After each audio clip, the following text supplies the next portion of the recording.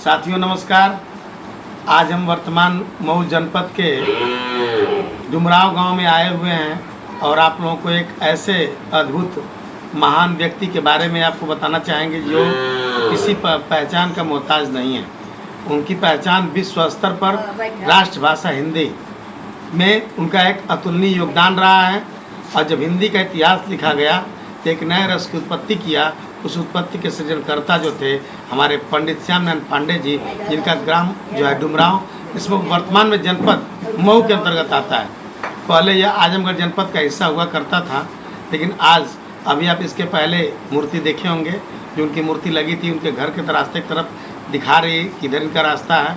उसको वीडियो में पहले हमने आपको दिखाया होगा। अभी इनके पुराने घर को मैं पीछे दिखाया था और उस घर के बारे में बताया था आपको कि उस घर जो बना हुआ है वो 3 मंजिले का कुएं के ऊपर बना हुआ घर है, जिस कुएं की गहराई लगभग 40 फीट है।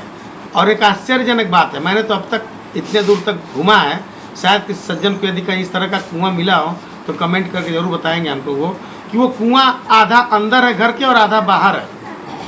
उसका रीज़न ये था कि बाहर जो मेहमान आते थे वो बाहर के हिस्से से पानी पी लेते थे और घर के रहने वाले बहू बेटियां बहन परिवार के लोग अंदर से अंदर पानी पीते थे। वो मकान अपने समय का एक अनोखा और ऐतिहासिक मकान रहा है, जिस मकान के अंदर बैठ करके हमारे महाकवि पंडित श्याम नारायण पांडे जी अपनी कविता लिखा करते थे। उनकी कविताओं को बच्चे आज बड़े उत्साह से और चाव से पढ़ते हैं। और उस कविताओं की थोड़ी सी मैं आपको हल्दी घाटी की थोड़ी सी रचना मैं आपको बता देना चाहता हूँ याद करने के लिए। वीर रस में बोला था उन्होंने कि रणबीच चौकड़ी भर भर कर चेतक बन गया निराला था, राणा प्रताप के घोड़े से पड़ गया हवा का पाला था। गिरता न कभी चेतक तन पर, राणा प्रताप का कोड़ा था, वह दौड़ रहा अरिमस्तक पर या आसमान पर घोड़ा था। बहुत सारी इसके आगे लाइनें लिखा है महाकवि जी ने, लेकिन वीर रस में जब इस कविताओं को हम लोग पढ़ते हैं तो रोंगटे खड़े हो जाते हैं, रोए खड़े हो जाते हैं। और एक लाइन मुझे और भी याद आती है जो मेरे हृदय को बहुत मार्मिक करती है कि मेवाड़ केसरी देख रहा, रण में न केवल तमाशा था, वह मान रक्त का प्यासा था।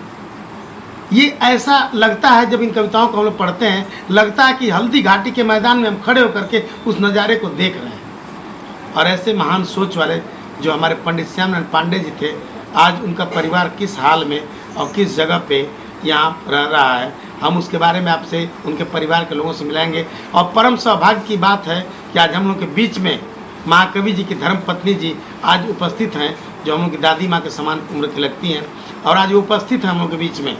तो इनके सौभाग्य से दर्शन भी प्राप्त हुए और हम लोगों ने उनके मुख से, उनकी छोटी बहू आज हैं, बड़ी बहू नहीं इस समय है, न बड़े भाई न उनके बड़े बेटे इस समय हैं, छोटे बेटे और छोटी बहू यहाँ परिवार साथ रहते हैं। हम आज उनके बीच में आए हैं, हम उनसे साक्षात्कार करके आप लोगों को उनके कुछ रहस्यों को बताएंगे जो हम लोग के लिए प्रेरणा का स्रोत है।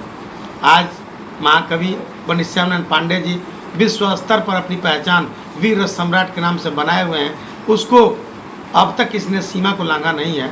और जो उन्होंने वीर रस में जो ओज भरा है, बहुत सी कविताएं आती हैं, आई और गई, लेकिन हल्दी घाटी की समानता हम नहीं कर पाएंगे, तुलना नहीं कर सकते उनसे। हम हल्दी घाटी से कदापि तुलना नहीं कर पाएंगे, क्योंकि एक अनोखा और एक अतुलनीय ऐसा काव्य जो हम सब लोगों के बीच में आज भी जीवंत है। महाकवि जी तो चले गए, लेकिन उनकी रचनाएं, उनकी यादें, उनके छंद जीवंत हैं। तो दोस्तों, इसी को मैं आपके बीच में आ करके, और जैसा कि आप जानते हैं कि मेरा जो चैनल चलता है ये भारतीय सभ्यता और संस्कृति को जीवंत रखने के लिए, सनातन को आगे बढ़ाने के लिए, और ऐसी महान विभूतियाँ जो हमारे देश के लिए, समाज के लिए कुछ न कुछ की हैं, जिनको मैं आपके बीच में लाना चाहता हूँ। इसी कड़ी में आज एक और नया नाम लेकर के आया हूँ, पंडित श्याम नारायण पांडे जी का। पंडित श्याम नारायण पांडे जी नाम तो हमारे चैनल में नया है, लेकिन वर्ल्ड विश्व में बहुत पुराना है। लेकिन बच्चे इनको जानते हैं, लेकिन अच्छी तरह से नहीं जानते हैं। बस उनको पता है कविता लिखे थे और क्या थे। आज मैं उनके छोटे बेटे को, मैं देखा उनके छोटे बेटे को, तो उनकी प्रतिमूर्ति हमारे जहन में उभर आई। सेम उन्हीं की तरह से वो दिखते हैं, देखने में सीधे साधे। आज गृहस्थ जीवन में जी रहे हैं और गृहस्थ जीवन में जीते हुए अपने परिवार का भरण पोषण कर रहे हैं। इनके छोटे बेटे के एक पुत्र हैं और उनके पुत्र, इनके जो पंडित श्याम नारायण पांडे जी के जो पनाती बोलते हैं, 2 हैं, एक लड़का और एक लड़की। आज हमारे बीच में वर्तमान में उपस्थित हैं। माता जी का दर्शन करेंगे आप लोग। ये महाकवि श्याम नारायण पांडे जी की पत्नी माता जी, इनका हम प्रणाम करते हैं। बगल में आप उनकी छोटी बहू काम करते हैं और पड़ोस से माता जी हमारी आई हुई हैं। हम आपसे कुछ साक्षात्कार, छोटी बहू बैठी हैं।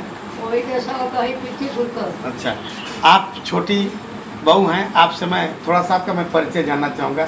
थोड़ा सा अपना परिचय, बेटा अपना नाम बताएं, आपका नाम क्या है? गीता पांडे। अच्छा, आपका नाम गीता पांडे जी।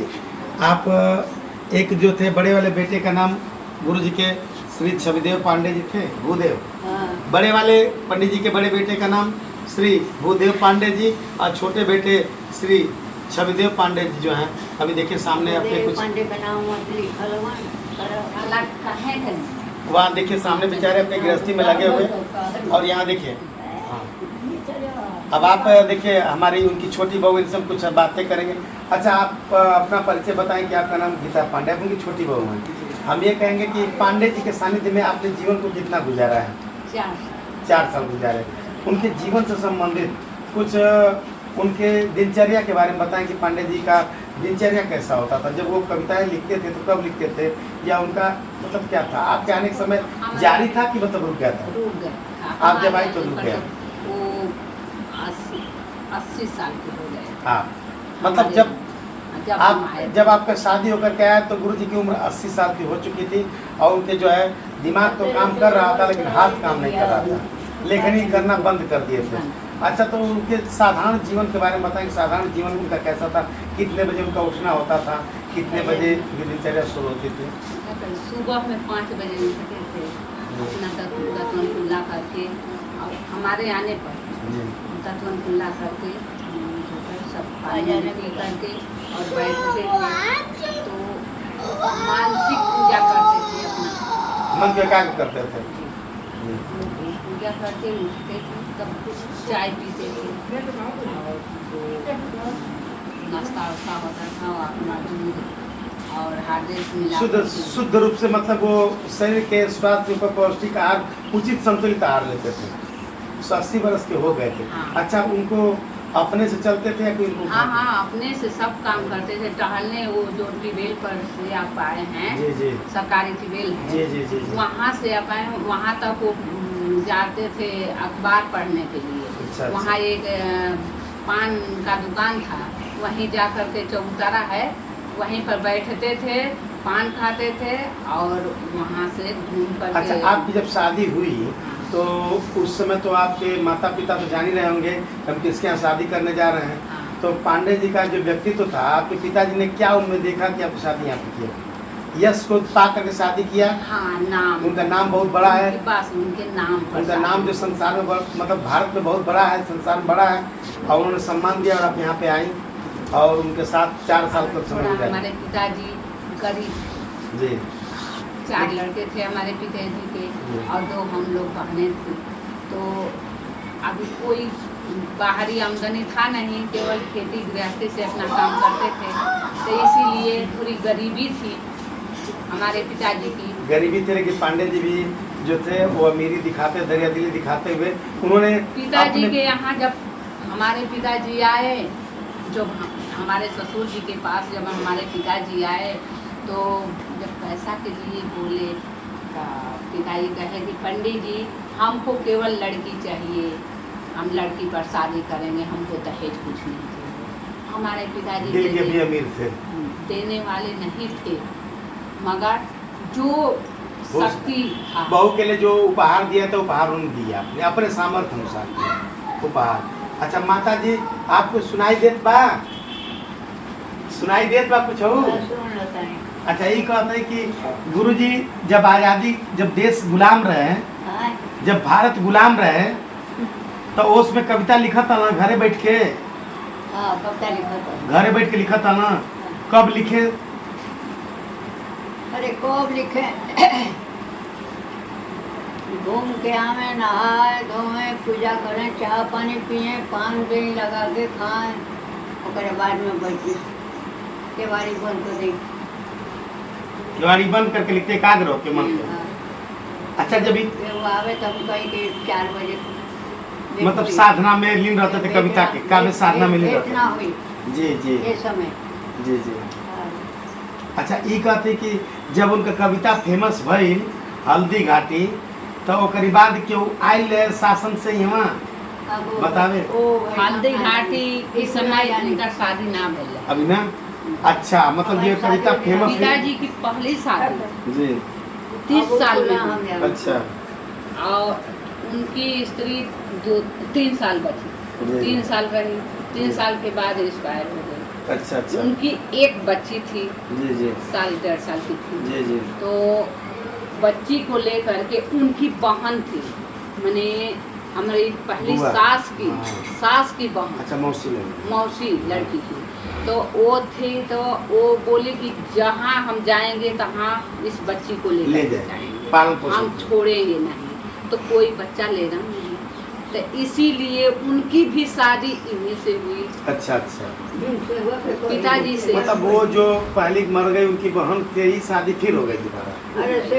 तो उनकी शादी हुई थी, तो वो भी 2 साल जी, फिर मर गई। वो भी पहले लड़की मर गई, उसके बाद ये हमारे जो भाई साहब थे जी। तो उनकी पैदाइश हुई।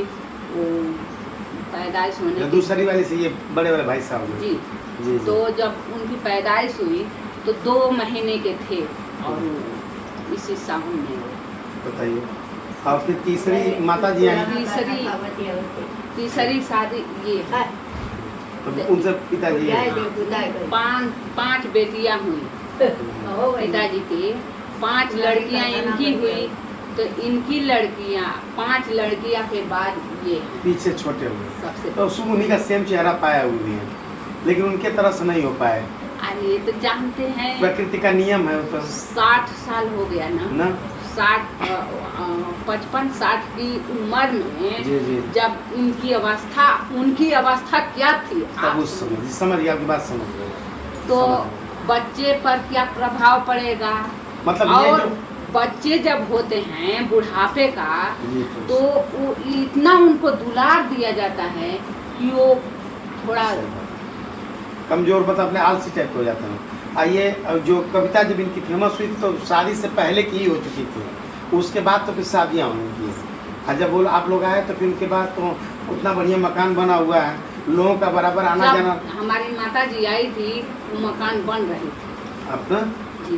नहीं बना के छूटल है। अच्छा, लेकिन अभी तक और मतलब कभी उनकी कभी स्मृति में सब कोई यहाँ पे कोई स्मृति बनना। चिन्ह बनाया नहीं गया, हाँ। कोई उनकी यादगार में कोई लाइब्रेरी या पुस्तकालय इस तरह का नहीं है। और एक आपके मतलब आप उनकी छोटी बहू, एक बच्चा आपके हैं, किसी प्रकार से कोई जो है मतलब विशेष सुविधा या कोई योगदान या उनके नाम पर कोई ऐसा मतलब मूर्ति के अलावा और कोई चीज़ नहीं बनाया गया है ना। रोड का नाम पहले लिखा भी गया था, आपने बताया, तो बाद में वो मिट गया, टूट गया, तब से कोई ना कोई दरवाज़ा बना ना गेट बना। और उनके मतलब ये ना मालूम नहीं चलता कि वो इनके गांव में ले, अगर मूर्ति नहीं तो कोई जानता नहीं, बस मूर्ति प्रतीक है। ये डुमराव का मतलब पांडे जी का गांव इधर पड़ता है।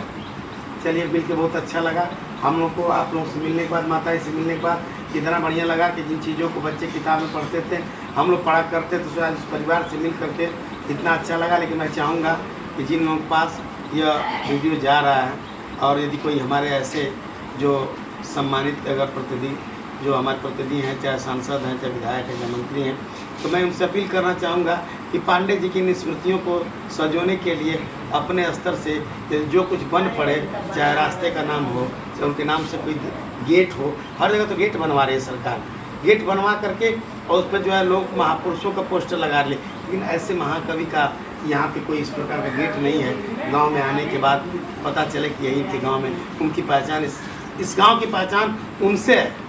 आज ये वर्तमान में मऊ जनपद में पड़ता है, कभी आजमगढ़ जिले का हिस्सा हुआ करता था। और उनकी मृत्यु माता जी बताएंगी कब हुई थी? 1989। उनकी मृत्यु 26 जनवरी 1989 को हुई थी और स्वाभाविक हुई थी। 80 वर्ष की अवस्था में लगभग थे। कितनी? 84 साल की उम्र में। 84 साल पूरा हो गई थी, 85 में मरे थे। अच्छा, 84 साल की अवस्था को जी लिए थे और 85 वर्ष में प्रवेश कर रहे थे और अपनी आयु को पूर्ण करने के बाद स्वाभाविक मृत्यु से उनकी मृत्यु हो जाती है। आज हमारे बीच में नहीं है, लेकिन हम उनकी आत्मा जो है जहाँ भी होगी आज भी जीवंत है। बच्चे भी आज जो पढ़ रहे हैं, जो देख रहे हैं, आज वो नहीं है, लेकिन उनकी जो लेखनी है आजीवन अमर है और अमर रहेगी। और इसी के साथ मैं आपसे फिर अगले वीडियो में मिलूँगा। तब तक के लिए प्रणाम सब लोग को।